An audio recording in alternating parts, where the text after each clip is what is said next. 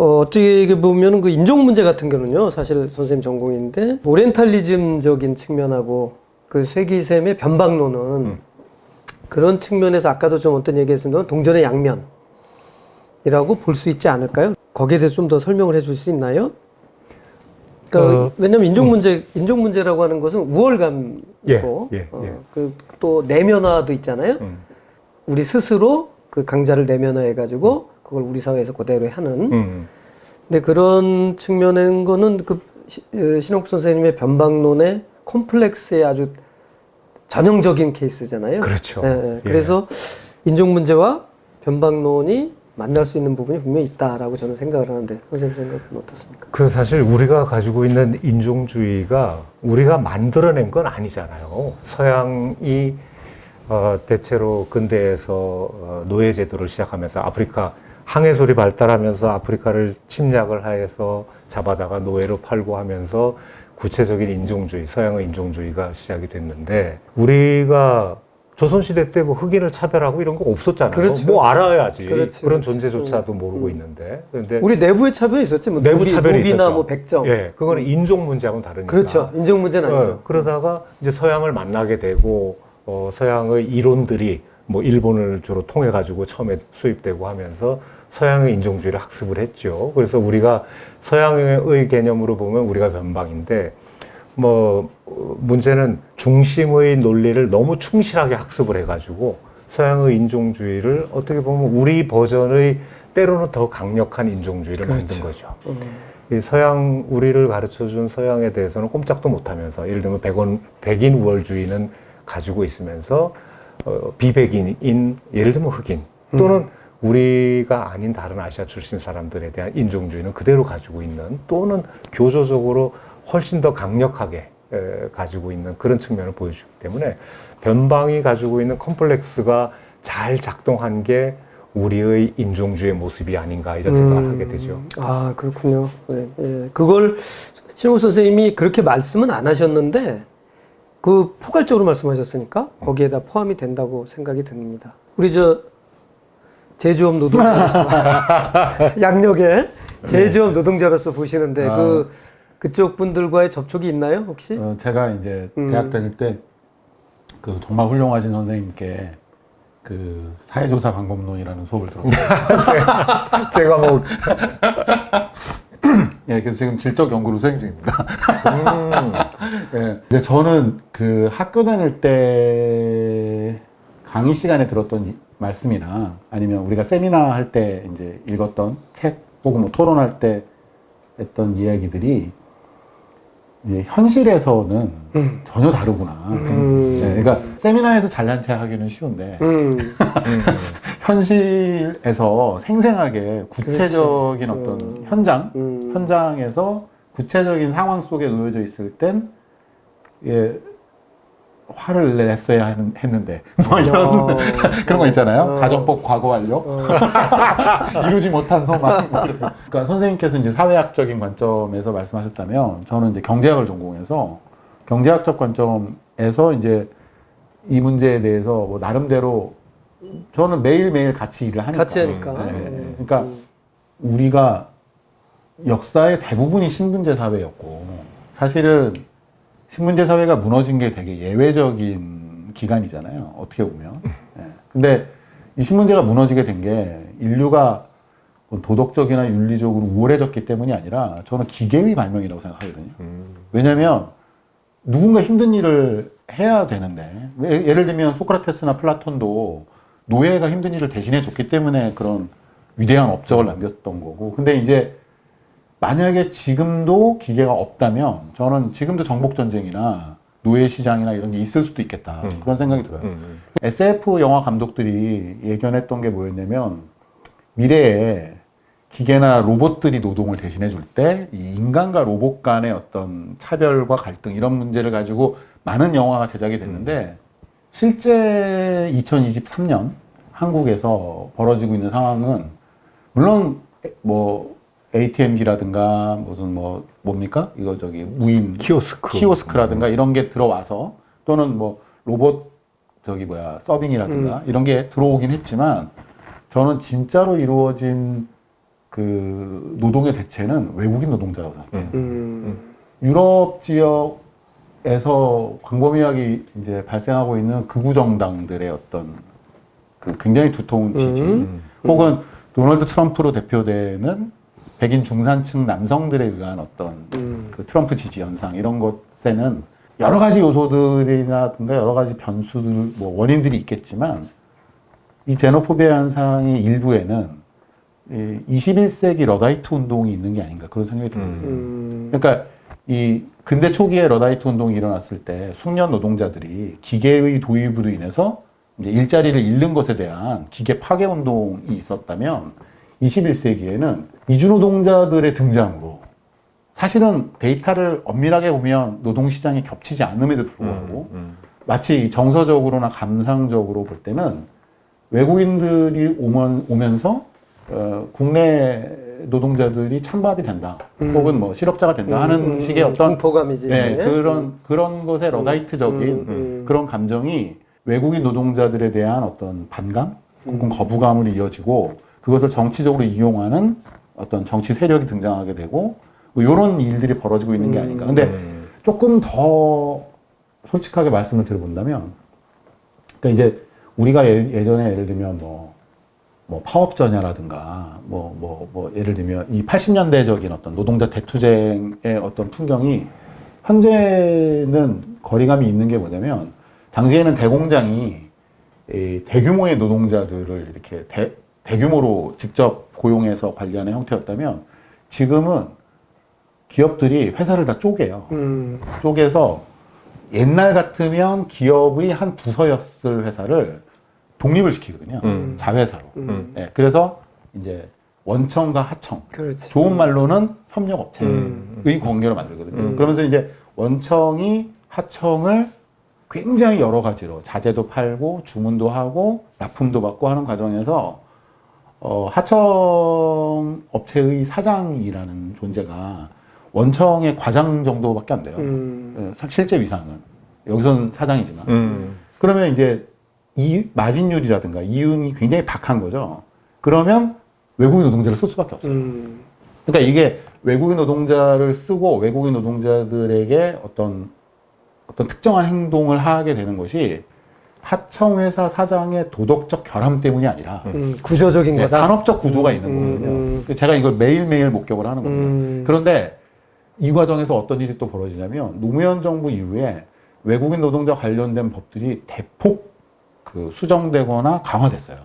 지금 현장은 어떠냐면 외국인 노동자들이 욕을 못해요. 욕도 못하고, 그 다음에 정해진 퇴근 시간 이후에 노동을 하면 무조건 야간 수당을 40% 이상 줘야 돼요. 그렇지 않으면 사업주가 처벌을 받아요. 처벌이 굉장히 강해요. 오케이. 예, 그러니까 외국인 노동자들이 당연히 잘된 일인데 좋은 일이죠. 예, 그러니까 비인간적인 대우를 받는 것이 법적으로 차단돼 있고, 그 다음에 자기가 한 노동에 대해서는 정당한 대가를 받게 돼 있고, 이렇게 되면서 외국인 노동자들을 고용하는 것이 하청업체의 사장들 입장에서는 경제적인 부담으로 오는 거예요. 왜냐면 원청의 갈취는 그대로 있는데, 이해 가시죠? 예. 그러니까 이런 되게 복잡한 사정이 얽혀서 돌아가고 있는 것을 이렇게 좀 포괄적으로 우리가 고민해야 문제의 해법을 더 정교하게 마련할 수 있지 않을까? 죄송합니다. 이게 너무 말이 너무 길어졌는데. 아니 저희 더불어숲 TV에 진짜 처음 출연한 제조업 노동자로서 출연은 두 더군다나 1급에 또 지식인 역할을 했던 사람이 그 경험으로서 할 수 있는 좋은 얘기였던 것 같습니다. 저는 이제 그런 것도 하나 있었어요. 박경태 선생님이 교수 신문에다가 글을 쓰신 걸 제가 우연히 봤었어요. 제가 전화 한번 드렸죠. 그게 한 몇 년 전 되는데. 전화 기억은 안 나네. 그리고 전화해서 제가 말씀을 드렸던. 그랬던가요? 안창호 선생님. 도산 안창호 선생님의 리버사이드죠? 그 리버사이드 활동에 관한 거를 교수신문에 쓰셨는데, 제가 느끼기에는 우리나라 역사학자들도 안 했던 거를 아마 선생님이 제일 먼저 했던 거 아닌가? 그 이후에 이제 신용화 선생님이 또 이제 안창호 평전도 쓰고 할 때 그 내용이 들어갑니다만은 제가 보기엔 그런 소개는 처음으로 하신 것 같은데. 엄밀히 얘기하면 제가 한 게 아니고요. 아, 예, 그 예. 활동 그쪽 이제 도산 안창호 선생님의 미국에서의 독립운동이죠. 그러니까 이런 활동을 추적해서 알리는 재미학자가 한 분 계세요. 그 캘리포니아 대학 리버사이드의 장태한 교수라는 분이고 이 한인 인종학자이시죠.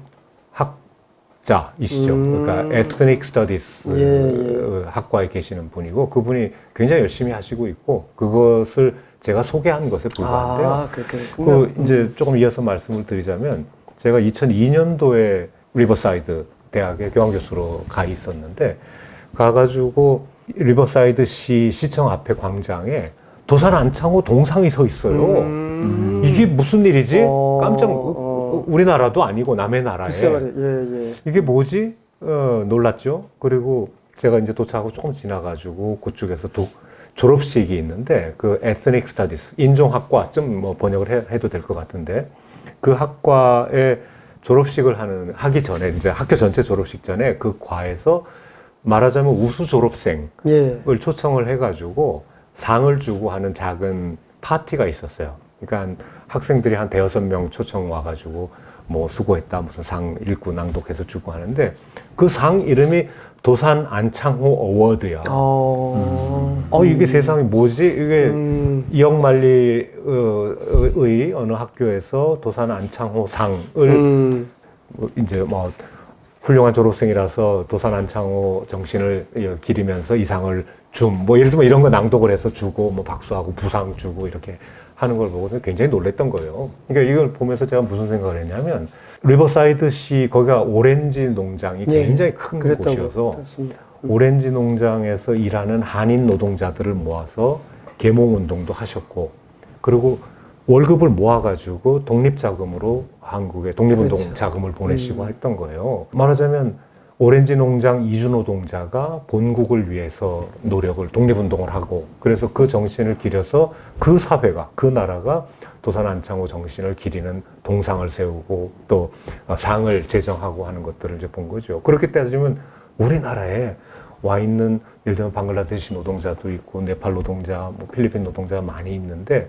이 사람들이 본국에서는 어떤 사람들이겠는가? 혹시 20년, 30년 후에 시청 앞에든 아니면 남양주시 시청 앞이든 김포시청 앞이든 거기에 방글라데시 노동자의 동상이 세워질 수도 있겠구나. 예를 들면 방글라데시의 발전을 위해서 노력한 공을 치하해서 고양시에서는 어느 학교에서 필리핀 노동자의 이름을 딴 상을 제정을 해서 부여할 수도 있겠구나.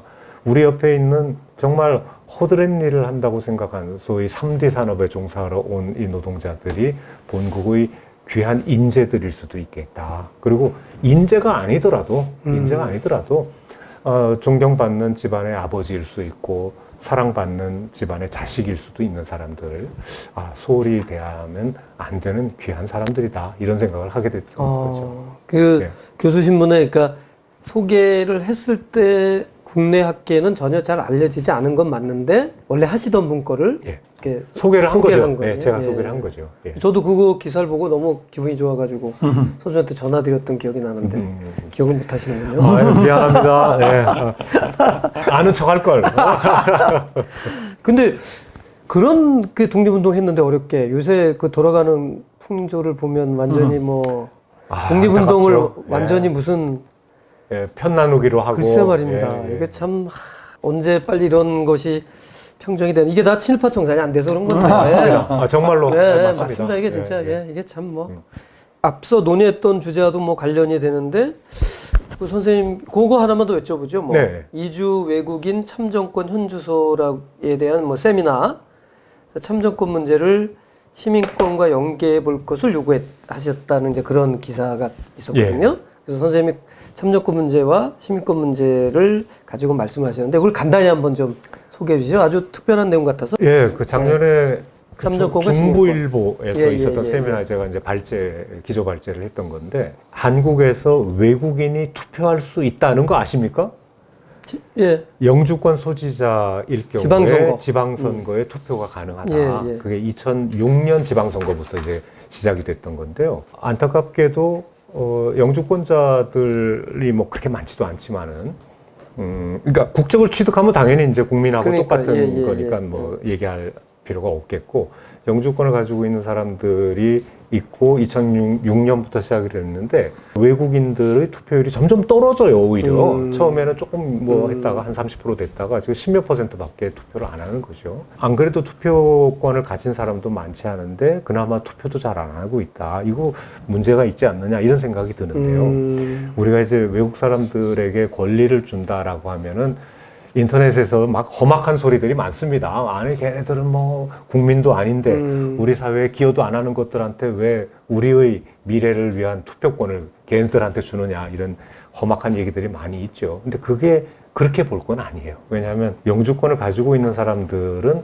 영주할 사람들이잖아요. 일단 그죠? 우리 사회에 아직 국적 취득은 안 했고 앞으로 하든 안 하든 함께 계속 때로는 대를 이어서 이제 살아갈 사람들인데 그 사람들이 갖는 권리 수준이 어느 정도 돼야 맞는 거냐에 대해서 생각해 볼 필요가 있다는 거죠. 그러니까 우리가 이제 보통 보면 인권이 있고 시민권 개념이 있어요. 그리고 이주 노동자들을 또는 이주민들을 위한 활동을 많이 해온 우리 한국의 시민단체들이라든가 활동가들이 이주민들의 인권을 위한 노력들을 굉장히 많이 해오셨고 사실 뭐 많이 진보가 됐습니다. 근데 이 시민권 관련된 부분과의 연결 부분은 아직은 좀 부족한 것 같아요. 시민권은 시민들이 갖는 권리, 사실은 국민들이 갖는 권리이고 인권은 누구나 갖는 권리 아닙니까? 인간이라면. 근데 인권과 시민권이 똑같을 수는 없을 거예요. 왜냐하면 보편적으로 인간이 다 누려야 될 권리도 있지만 외국 사람들에게는 일부 적용을 예외로 하는 것이 헌법으로도 정해져 있어요. 투표권이 그런 거고 재산권 같은 경우도 예를 들면 외국인이 토지를 구입한다든가 할 때 약간의 절차들이 더 까다로운 절차들이 있죠. 가능한다 하지만 그래서 몇 가지의 권리들이 이제 유보가 될 수 있는데 이 격차가 너무 크면 시민권도 있고 인간인 사람들은 이만큼을 누리고 인간이긴 하지만 시민권이 없는 사람들은 요만큼의 권리를 누린다. 이 격차가 클수록 후진 나라라고 생각을 해요. 지금 유럽연합 같은 경우에는 이것이 거의 차이가 없어졌습니다.